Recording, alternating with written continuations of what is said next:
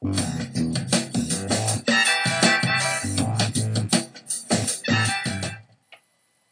back, everybody. We have Hookup live, Melbourne, Australia, the pop rock king of Australia, Joe Mandica. Joe, welcome back to the show.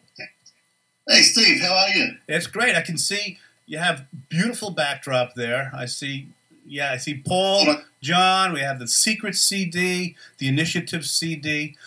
First of all, let me tell the audience, it's what, about 11 a.m. there tomorrow morning in Australia? That's right. As far as we're concerned. Yeah. Well, look, tell us about the two projects first that you have up there. What about the Secrets, that Secret CD I see? Yeah, the Secret CD is the first original band I played with, when I was around about 16, 17 years of age, up until about 22. And it was an original band we had. We were working. I guess it was my university degree where I learnt the ropes. We played all the venues and recorded in some great studios. And just the first band I was in, and the band that I learned to write songs and perform live for the first time in front of some big crowds, supporting some big acts in Australia with Peter Rechter.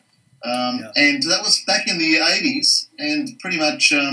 A lot's happened since then, and we got together about 2 years ago and said, why don't we find all the old master recordings, some 8 tracks, some 4 tracks, some 16 track, dust them off, and see if we can put them all on the CD compilation, and find some old photos. And there was a few lineups. I was in a particular lineup in the middle part of the Secret, so it was great fun, and it's out now, so it's nostalgic, I guess. I have to say the CD is pure pop rock. It is. If you're a rock fan, everyone, you got to check out the Secrets. It's really, what a great rock feel it has, Joe. How can we get the Secrets, by the way? Well, the Secrets is available on my website, joemandica.com, or on CD Baby or iTunes, all the regular places. Just joemandica.com. Mandica Music is for a physical copy. iTunes or Amazon or CD Baby, pretty popular sites. You can get that on as well. Yeah. And tell us about now the Initiative. My goodness, one of the top CDs in all of Australia for over a year now. Yes, we're still plugging that CD and still getting some good reaction from all over the world. Yeah, all over the world. It contains. I said Australia. 7 artists. Big all over the world. Yeah, thanks. Yeah, 7 artists on there. 7 different genres, and it's taken us to many places. In fact, one of the places was that very studio where you're sitting now. And when we last saw you in October. It was a pleasure to have you, Grace, and Nino here at Madhouse Studios. Yeah, it was great. It was fantastic. But the CD still got a life. We're still trying to get some really commercial success, and I'm getting some fantabulous feedback from all over the place.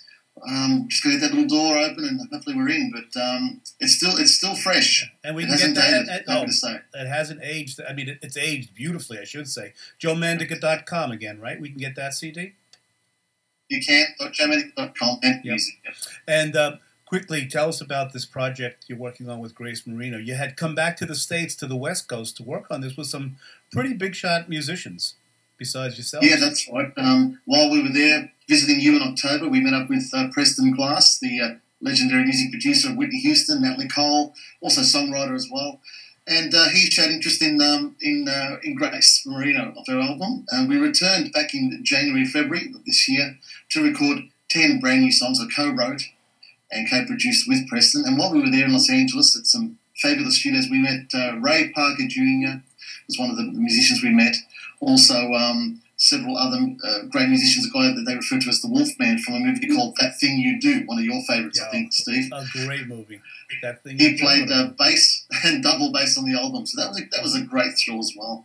But, that was fantastic. The album's in the can, as they say, and we're shopping it around, and we've got a few people that are keen to hopefully help us get that out there as well. And we'll just keep checking back on joemandica.com to see when Grace's album comes out.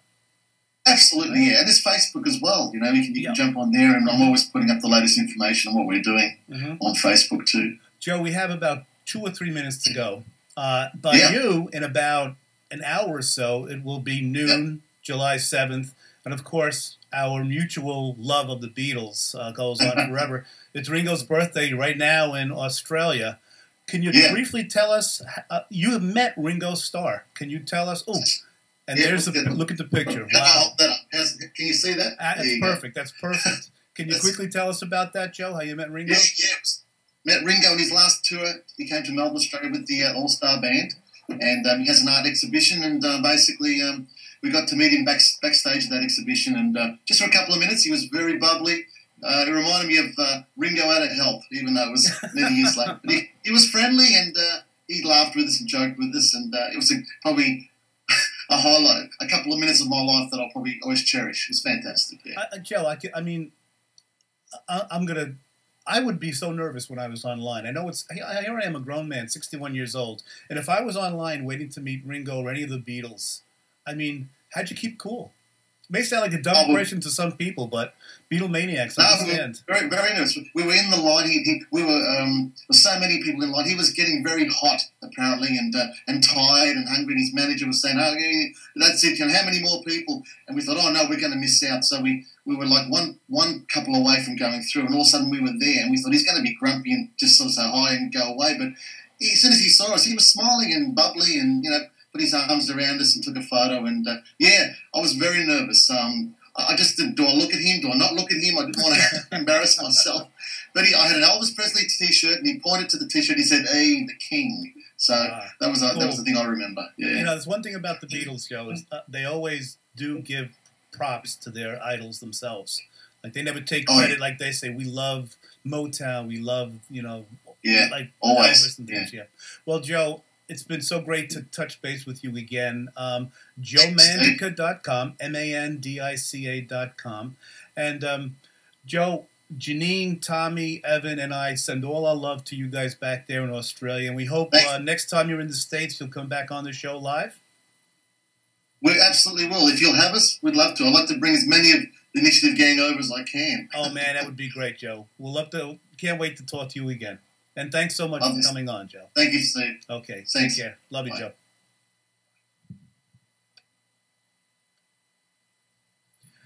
And we'll be right back after this message.